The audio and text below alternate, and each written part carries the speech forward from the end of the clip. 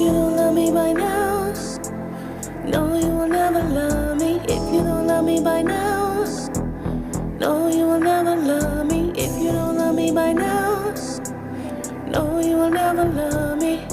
No, you will never love me. No, you will never. Calling me wifey, calling me baby. Say you don't love me, but you really like me. Boy, I'm not for nice, so don't try to blame me. No, no, no, no, no. No, no, no, no, no. What's up, guys? My name is Chisomo Blender, and welcome back to another episode of Trippin' on Love. If you are new here, thank you for listening, and please be sure to check out my other content that I currently have available. If you are returning, I would like to thank you for your continuous support, and thank you for tuning in once again for another episode. So today I want to talk about overcoming obstacles and always believing in yourself, even when you feel like you're at your lowest point. So I took a long break from the time that I started my podcast till now recording this episode. And it was a way longer break than I expected, and I'm just happy to be back. But let me give you guys a story time. In 2020, I was in a nursing school, and I had a graduation date of December 10th of 2020. November 1st of 2020, I was hospitalized, and I was not discharged until December 6th.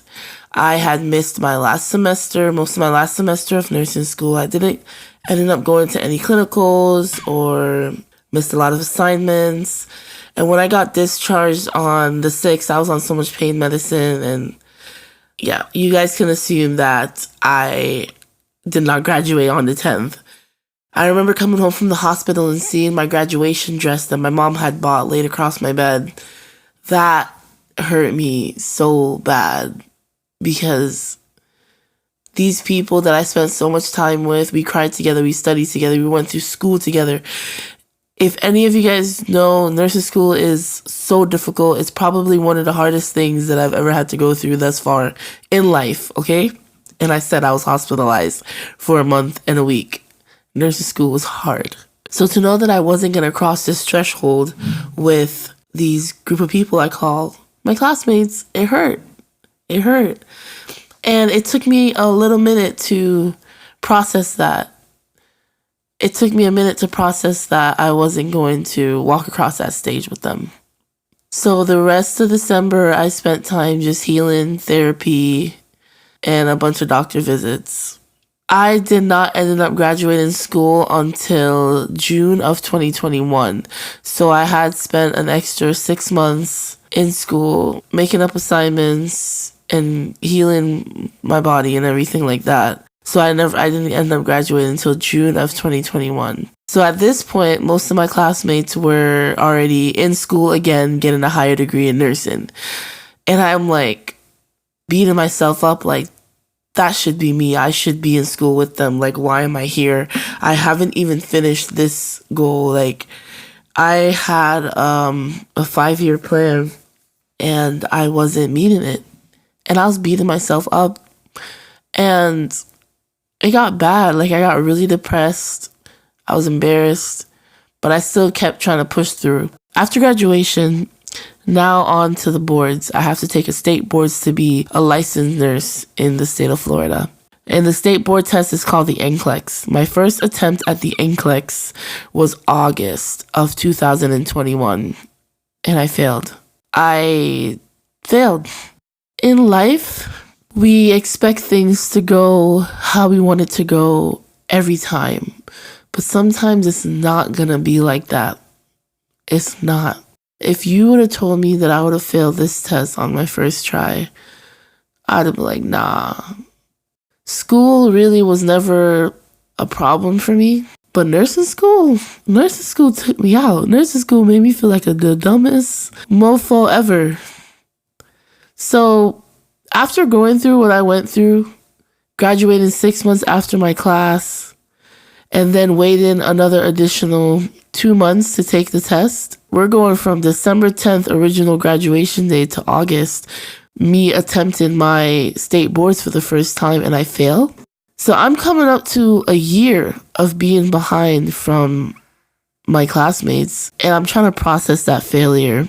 I'm trying to tell myself, don't let that get to you, bounce back, just study a little bit harder. I may have underestimated the test. I said, you got this the second time. I studied a little more. I tuned in a little bit more. And then I geared up again in January of 2022. So now it's been over a year since I was originally supposed to graduate. And by this time, a lot of my classmates are coming up to their graduation for their next degree. And a lot of them have already been working as a nurse for a year. So every time I'm talking to my friends, it's like they're telling me about their jobs. And it might sound a little selfish, but I felt like shit hearing that. Like, I felt really low. I felt embarrassed because I'm like, wow, like I'm so behind. Like, this is crazy. So now I take this test in January of 2022 and I fail. At that point, I wanted to talk to nobody. I didn't even want to tell my mother. I isolated myself. I didn't know what to do. I was so embarrassed. I'm like, how am I going to tell my family and friends that I failed this test a second time? Like a second time. I was supposed to graduate December of 2020. 6 extra months in school because I was hospitalized. So it's now 2021 has passed. It's been over a year and I still have yet to actually become a nurse. And now it's beating at me like, wow, I worked so hard for this. I worked so hard to get to where I am right now. This test is beating me down. I cried. I asked myself, am I good enough? I told myself, is this what I should be doing? Is this what I'm supposed to be doing? I literally was so terrified to even think about taking this test for a third time that I started looking into different career options. I'm just like, okay, F it. Like, what else can I do? Like, what else is there that I could do? Because apparently nursing isn't it.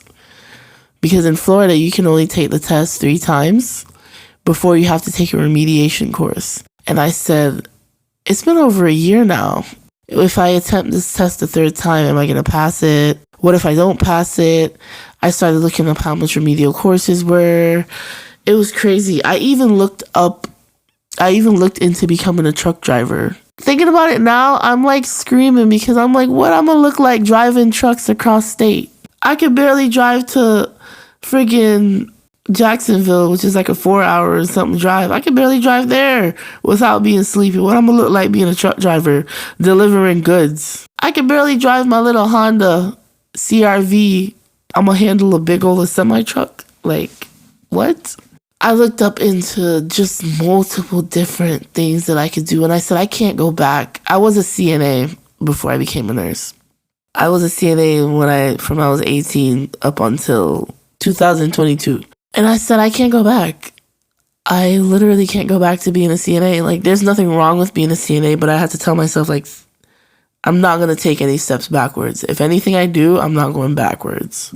So after being depressed, feeling sorry for myself, I said, yo, girl, get it together. I said, get it together. I had to isolate myself from everybody. I literally cut communications with a lot of people. I just kind of disappeared. I locked in mentally. I was studying every day, and not only studying content, but I was also preparing my mind mentally because I finally realized that I wasn't passing that test not because I did not know the material or because I wasn't smart enough or good enough for that test. It's because I wasn't mentally ready. Your mental has a lot to do with how you function in life. You have to speak life into yourself. You have to speak power into yourself. And that's what I had to learn. I would say affirmations to myself every night. I would start speaking to myself like, yo, you're good enough. You're smart. You know this. You got this. And I said, this might be your third time taking this test, and it's going to be your last time. I studied 6 days a week, and I had one off day where I just get to chill and watch a movie or something like that. I put myself on a schedule. I locked in. So I took the test the second time in January. My third attempt was April 21st of 2022. And from January to April, it was a lot of mental work. Yes, I was studying content and information for the test, but it was a lot of mental. I was praying more. I was building my confidence. I was speaking life. I was speaking into my life positivity. I wasn't speaking down on myself. I was uplifting myself. I was building myself. So when April 21st came around, I said, I actually was supposed to take it April 22nd, but I was at work and I logged into the Pearson VUE website and I said, there's literally nothing left for me to study. Like, there's literally nothing left for me to study. Then if I don't know it now, I'm not going to learn it in the next 2 days. So I moved my test date up a day sooner. And I was walking up to the building and I said, a little background, a lot of the NCLEX, the minimum amount of questions that you can take to pass is 75 and the maximum amount is 145. So you can go into the test, you can take all 145 questions and still pass or fail. But the minimum amount of questions that you need to answer to pass is 75. As I'm walking up to the building, I said to myself, I said, you are prepared to do 145 questions, but you're walking out of here at 75 questions. And when I went in there, I signed in, I checked in, I asked the lady if I could go to the bathroom. I went into the bathroom and I looked in the mirror and I said, you are smart. I said, you're not nervous. You're going to answer every question and move on. If you don't know it, answer it, move on. If you know it, answer it, move on. But you're not going to sit there and worry about what you don't know. If you don't know, answer, move on. Answer, move on. And I said, you got this. And I kept telling myself that. When I walked into that test, I sat there and I said, Chisomo, you're ready this time. This is your time. You're ready.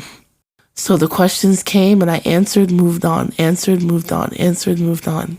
When I got to question 75 and I answered it, I swear to God, guys, I said to myself, I said, you're done. I said, this is it, you're done. And I clicked next and the test shut off.